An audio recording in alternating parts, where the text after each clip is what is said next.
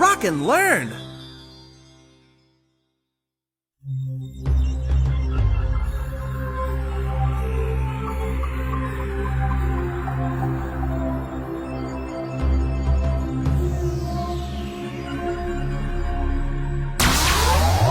Hey, Kevin! What are you doing? I'm studying for a test over the body. I don't see a body. It looks like an ordinary book to me. No, Marco. I'm learning about the human body. Ooh, that can be a lot of material. It is, but it's really interesting. I'm even considering becoming a doctor, or maybe doing medical research. Wonderful! There are so many fascinating jobs in the medical field. Yeah, and learning about the human body is fun. I have an idea. Why don't we join Bailey, our life science expert, on my super science station to learn more about the human body? All right!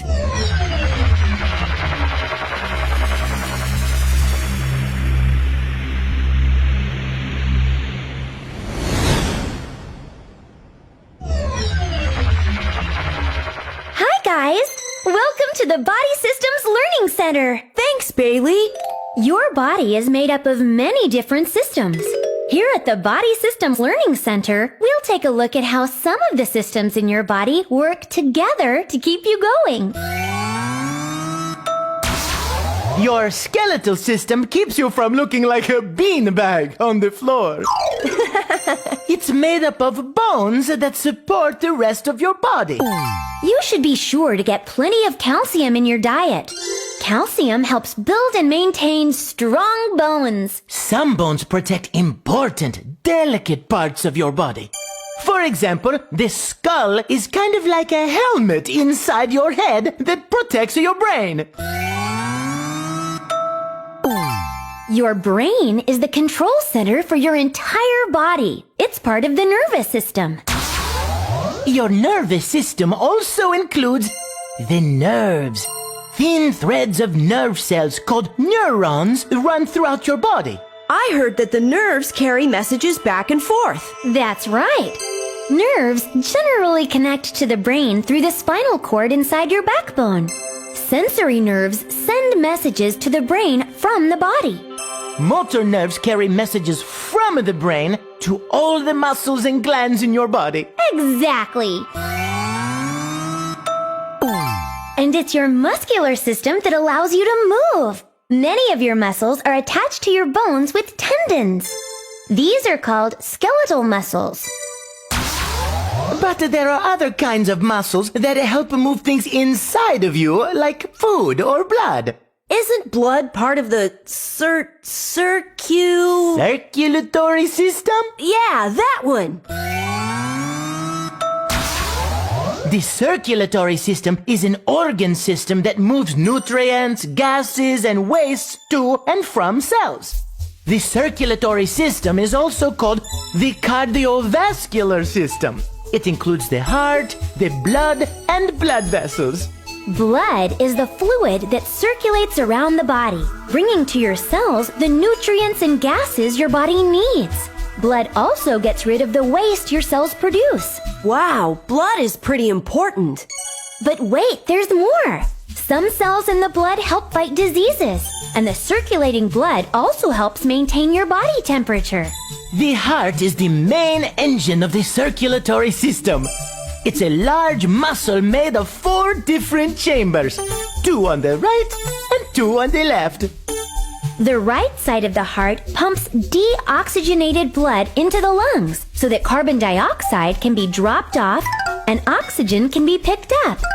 The left side of the heart pumps the oxygenated blood all the way to the rest of the body. That's why the left side of the heart is bigger than the right. It has to work harder. Are there any other parts of the circulatory system? I'm glad you asked. The arteries and veins are tube-like vessels. Arteries take blood from the heart, and veins bring blood back to the heart. And each time the blood circulates from the heart out to the body, about 20% of it goes through the kidneys. The kidneys filter out some of the waste before the blood heads back to the heart. The kidneys are actually part of the urinary system. The urinary system removes waste from the blood, converts it to urine, and stores it until it's tinkle time. Marco. The kidneys are two bean-shaped organs. They filter waste called urea from the blood. They combine the urea with extra water from the body to produce urine. Then the urine passes down two thin tubes called ureters to the bladder. The bladder is a hollow balloon-shaped organ that holds the urine until it's time to go to the bathroom. Then the urine passes out a small tube called the urethra and out of your body. And then you can breathe easy. You sure can, with your lungs. Which are part of the respiratory system. The respiratory system allows oxygen into the blood and lets carbon dioxide leave the blood. That sounds simple enough. But let's go through all the parts of the respiratory system so we can understand how it works. This large muscle attached to the lungs is called the diaphragm. When it contracts, the lungs pull in air and you take a breath. Air enters through the nose into the nasal cavity. As it flows through the nasal passages, the air gets filtered, warmed, and moistened. Mucus along these passages traps dust and particles in the air to clean it before it gets to the lungs. After the nasal passages, the air travels past the larynx, or voice box. Then the air moves down the trachea, or windpipe. The trachea joins the upper respiratory tract to the lungs. If you gently touch the front of your throat, you can feel the trachea. Nice, Marco! Your description of the upper respiratory system is like a breath of fresh air. But let me tell you what happens once the air gets into the lungs. At the bottom of the trachea are two large tubes. These tubes are called the main stem bronchi. One goes into the left lung, and the other goes into the right lung. Each main stem bronchus then branches off into tubes, or bronchi. They get smaller and smaller, like branches on a tree. The tiniest tubes are called bronchioles, and there are about 30,000 of them in each lung. Each bronchiole is about the same thickness as a hair. At the end of each bronchiole is a special area that leads into clumps of tiny air sacs called alveoli. There are about 500 million alveoli in your lungs. Each alveolus has a net-like covering of small blood vessels called capillaries. These capillaries are so tiny that the cells in your blood need to line up single file just to get through them.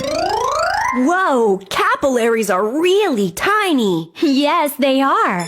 The alveolus is the pickup place for oxygen, which the cells in your body need to work. And they're also the drop-off place for carbon dioxide, which is a waste product from your cells. Hey, that's the exact opposite of what plants do. Smart boy! I like the way you think. Your lungs are important for breathing, but they are also important for talking, which I just love to do. We know, Marco. Above the trachea is the larynx, or voice box. Across the voice box are two pieces of tissue called vocal cords. When the vocal cords are open, air flows through freely. When they partially close, as you exhale, they vibrate to make sounds. Hey, that's pretty cool. Sounds like your tummy wants to talk. I guess I'm a little hungry. Perfecto! Let's talk about the digestive system while you eat this orange. We'll talk about where that orange will travel as it makes its way through your digestive system. Your body actually gets ready for digestion before you eat. Just seeing or smelling food creates saliva or spit in your mouth. When you eat food, the saliva breaks down the chemicals in the food a little. Your tongue helps out too, pushing the food around while you chew with your teeth. When you're ready to swallow, the tongue pushes the mushed up food toward the back of your throat and into the opening of your esophagus, the second part of the digestive tract. The esophagus is a stretchy pipe that's about 10 inches long. It moves food from the back of your throat to your stomach. When you swallow, a special flap called the epiglottis flaps down over the opening of your windpipe to make sure the food enters the esophagus and not the windpipe. Muscles in the walls of the esophagus move in a wavy motion to slowly squeeze the food through the esophagus. This takes about 2 or 3 seconds. Your stomach is attached to the end of the esophagus. It's a stretchy sac shaped sort of like the letter J. It has 3 important jobs: to store the food you've eaten, to break down the food into a pulpy liquid mixture, and to slowly empty that liquid mixture into the small intestine. The stomach is like a mixer, churning and mashing together all the small balls of food that come down the esophagus into smaller and smaller pieces. It does this with help from the strong muscles in the walls of the stomach and gastric juices that also come from the stomach's walls.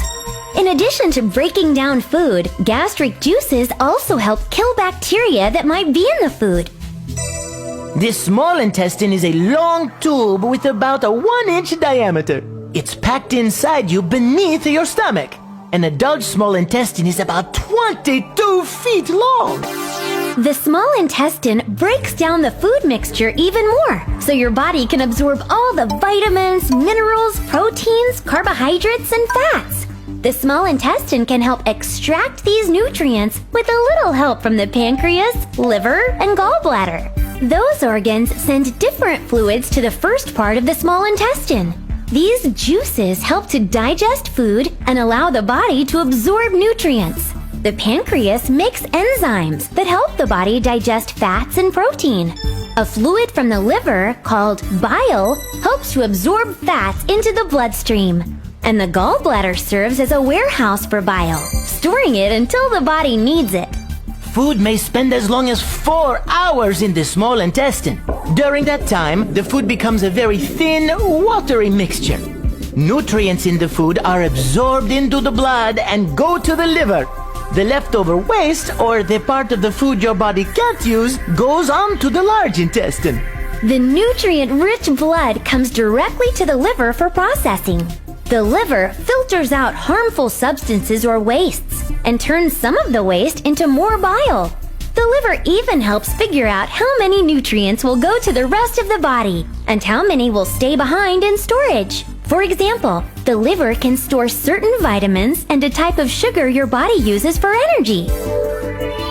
At about 2.5 inches across, the large intestine is thicker than the small intestine, and it's almost the last stop on the digestive tract. Like the small intestine, it is packed into the body and would measure 5 feet long if you spread it out. Let's not try that. The waste passes through the part of the large intestine called the colon, which is where the body gets its last chance to absorb the water and some minerals into the blood.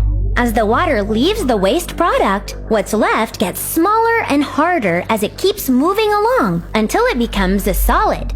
The large intestine pushes the waste into the rectum, the very last stop on the digestive tract. The solid waste stays here until you are ready to push it out.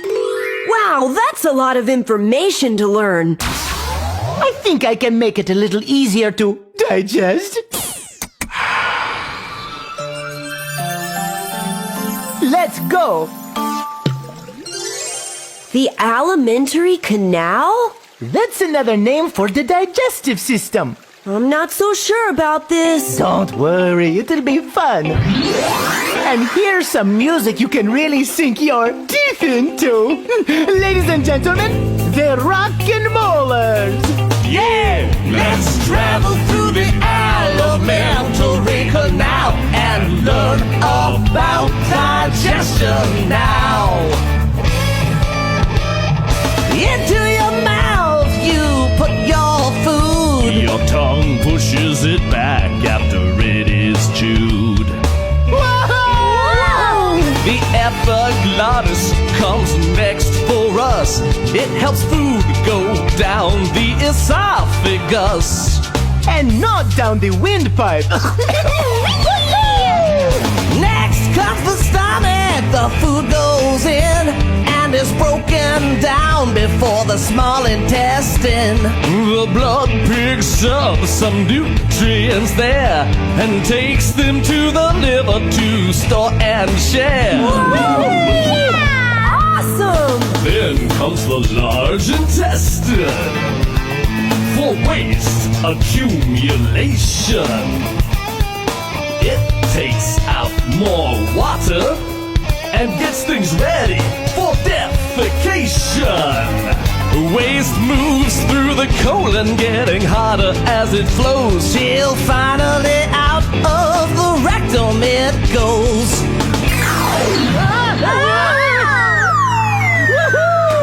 Yeah! Wow, that was fun! We're not finished yet.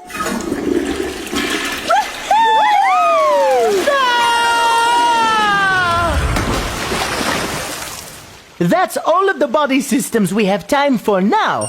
Step right this way.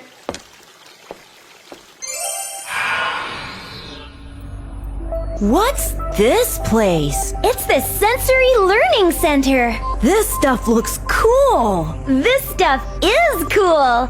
It will help us learn about your 5 senses: sight, taste, smell, hearing, and touch.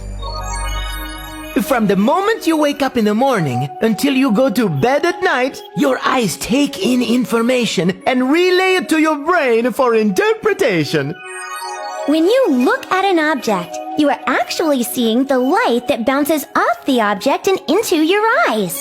The light enters your eye through this transparent protective layer called the cornea.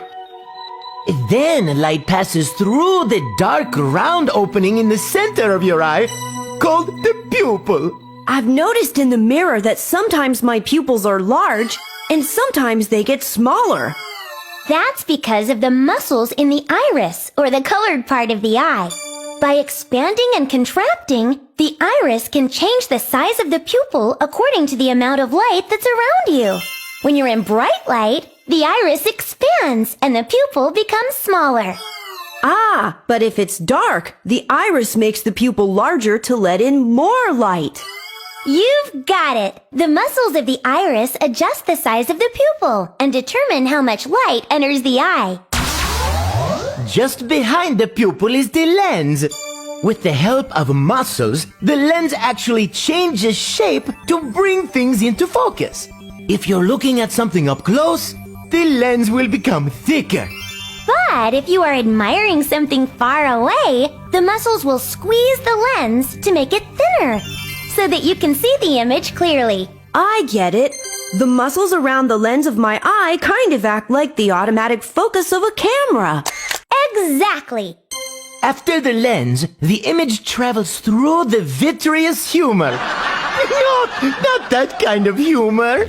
The vitreous humor, or just vitreous, is a jelly-like substance that fills your eye. The light travels through it onto the back surface of the eyeball called the retina. The retina has over 100 million light-sensitive cells called rods and cones. Rods identify shapes and work best in dim light. They aren't very good at detecting color. Cones, on the other hand, identify color and fine details. They work best in bright light. Both of these types of cells send information to the brain through the optic nerve. The amazing thing is that when images go through the lens, they are turned upside down. It's the brain's job to turn the image right side up and then tell you what you are seeing. The brain does this in a special place called the visual cortex. Because your eyes are so important, they have many features to protect them. The eyebrows help block sweat from running into your eyes. Eyelashes help keep out small dirt and dust particles. And eyelashes also protect your eyes from sunlight or bright lights. Your eyelids sweep dirt from the surface of the eye when you blink, and they help protect your eyes from injury. Tears constantly bathe the front of your eye to keep it clean and moist.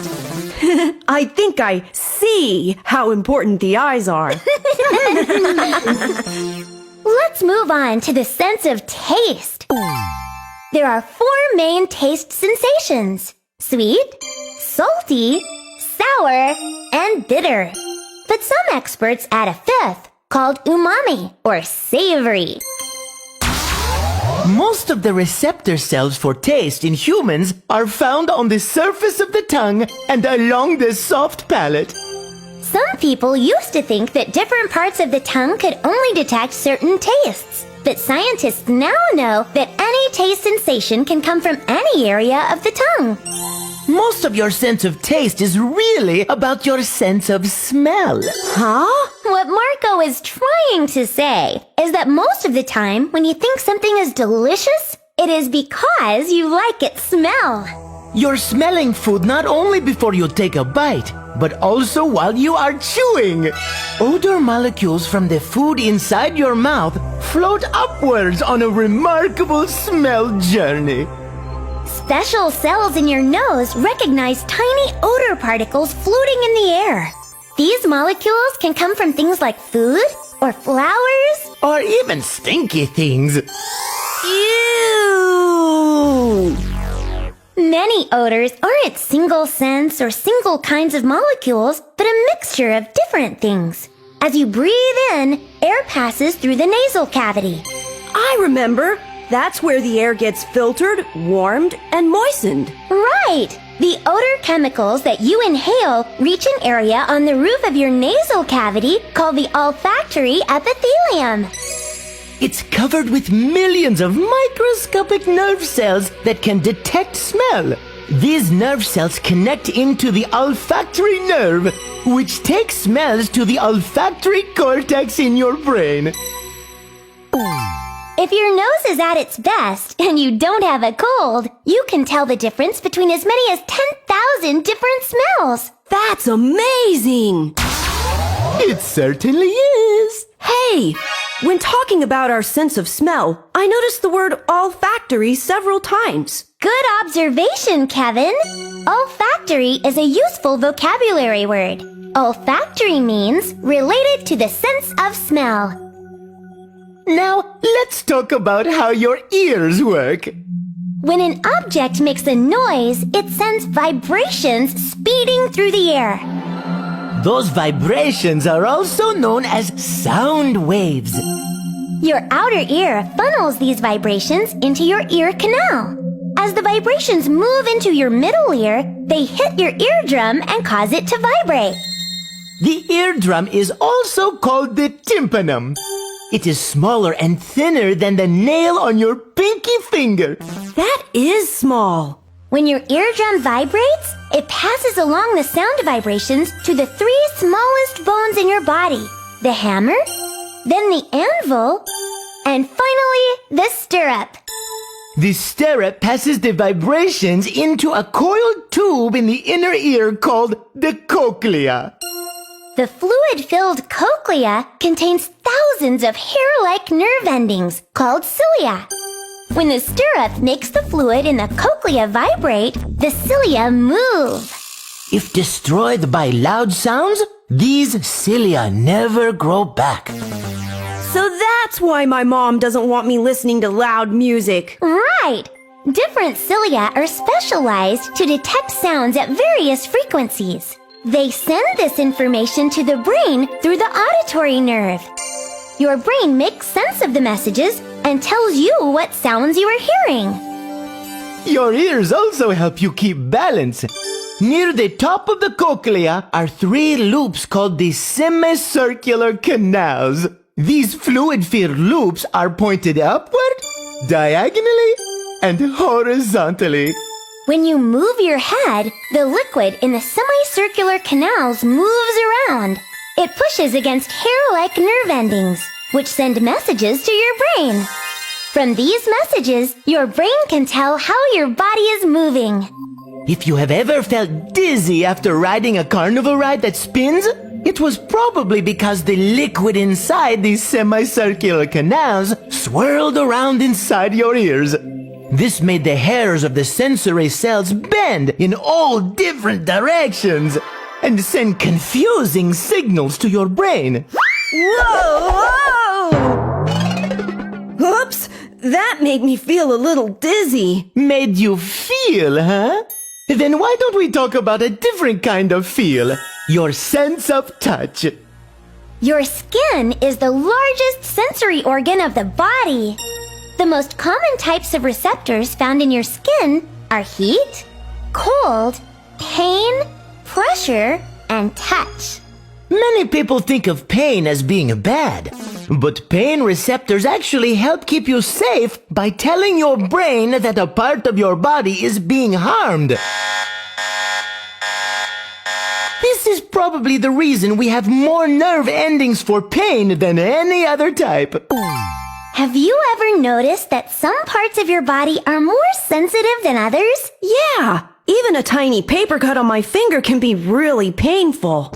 That's because there are more receptors in some areas of your skin than in others. The more receptors, the more sensitivity. Some of the most sensitive areas of your body are your hands, lips, face, neck, tongue, fingertips, and feet. And the least sensitive part of your body is the middle of your back. Thanks, guys. I've learned a lot about the human body today. We'll see about that. Let's play the Body Wheel!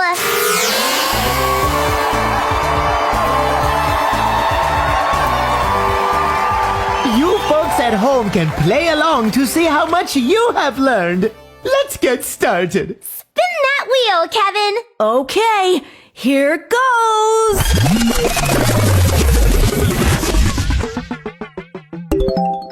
The circulatory system. Read the question, Bailey. How many chambers are found in the human heart?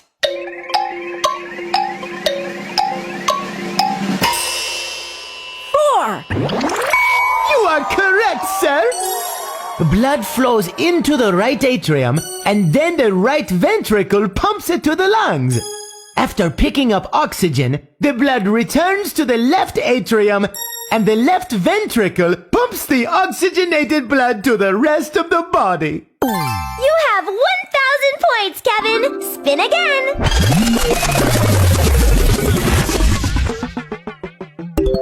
Don't be nervous. Just kidding. I know you'll do well with this question on the nervous system. What kinds of nerves send messages to your brain from your body?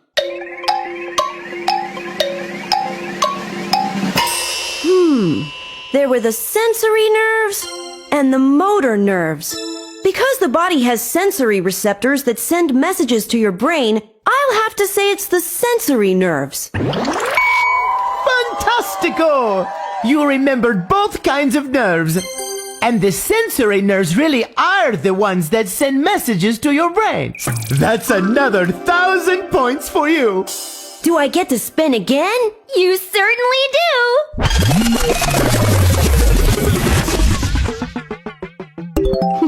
Ooh, this is not my strong suit. Can I buy a bowel? Very punny.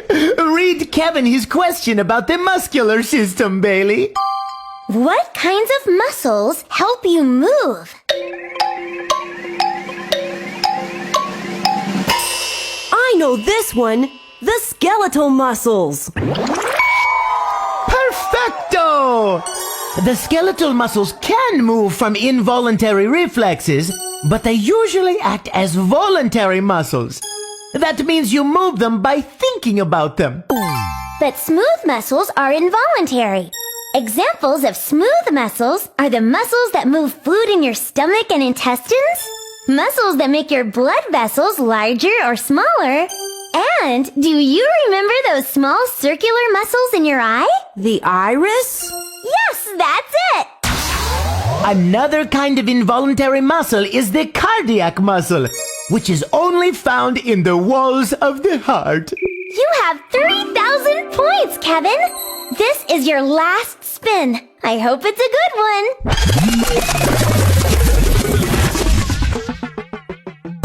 Ah, what a breath of fresh air! Bailey, the question, please. This one's worth 2,000 points. What structures in the lungs take oxygen into the capillaries?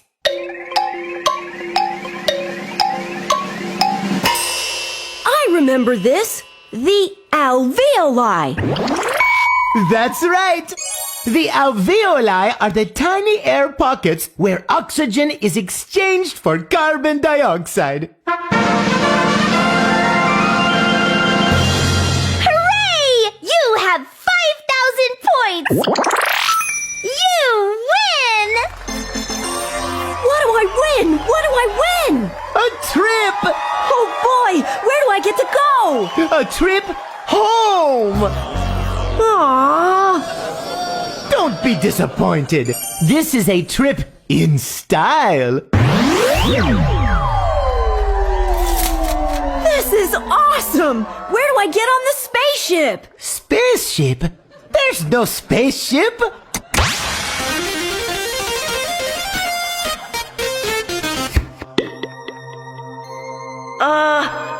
What now? Woohoo!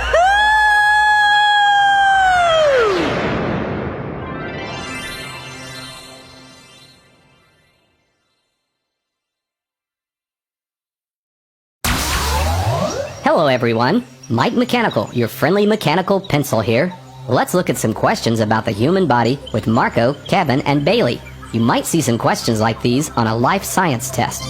If you like, you can download a copy of the test at Marco's website, marcothepencil.com. Let's get started! 1. In which order does food travel through the digestive system after it is swallowed? B looks correct, but I'd better read the other answers just to make sure. A is not correct. The trachea is part of the respiratory system. You don't breathe your food. Not unless you want to get choked. C is wrong too. No way does the stomach come before the esophagus. And D has trachea in the list again. So our answer is B. Esophagus, stomach, small intestine, large intestine.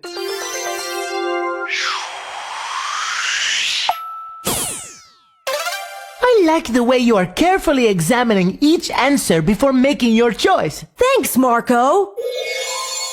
2. Which best describes the primary role of the lungs in the respiratory system? A. The lungs exchange carbon dioxide for oxygen. That is an important role of the lungs, but I'll look at the other choices to be sure this is the best answer. B. The lungs are necessary for people to talk. That's true, but it doesn't seem like the primary or most important role of the lungs. Nope. How about C? The lungs house the bronchioles and the diaphragm. Hold on. The diaphragm isn't inside the lungs. This one is wrong. That means D, all of the above, can't be right. Our best answer is A.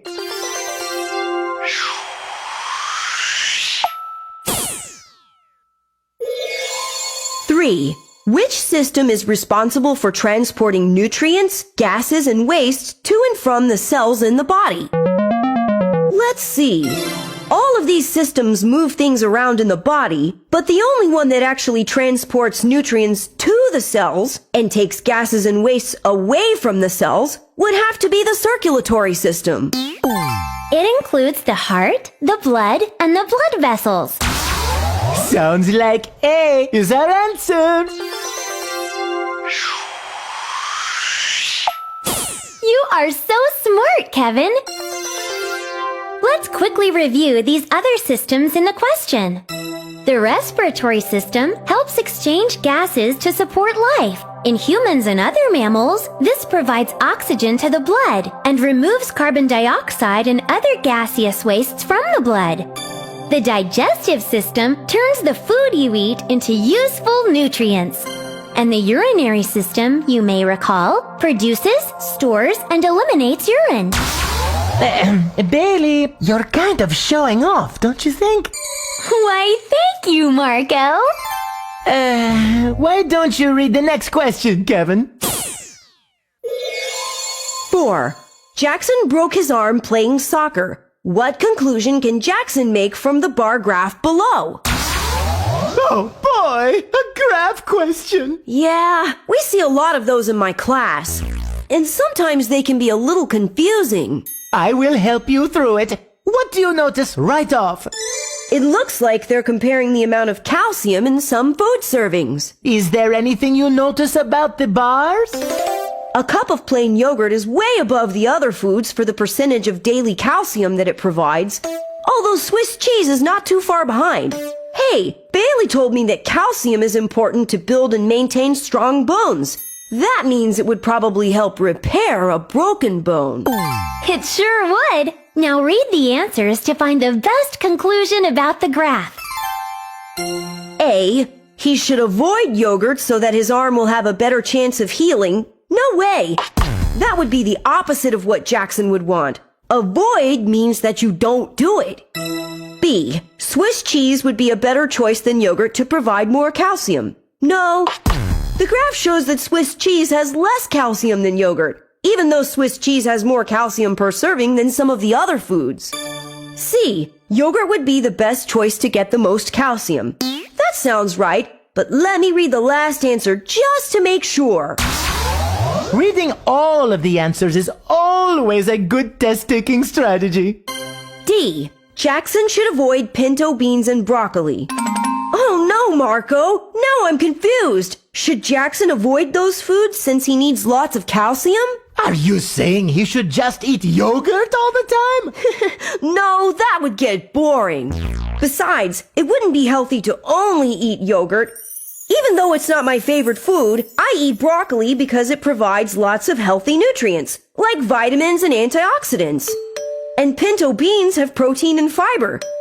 Jackson wouldn't want to avoid broccoli or pinto beans necessarily. I'll stick with answer choice C. Magnifico! I like the way you use good reasoning to arrive at your answer, and you considered all of the choices. All right, that was fun.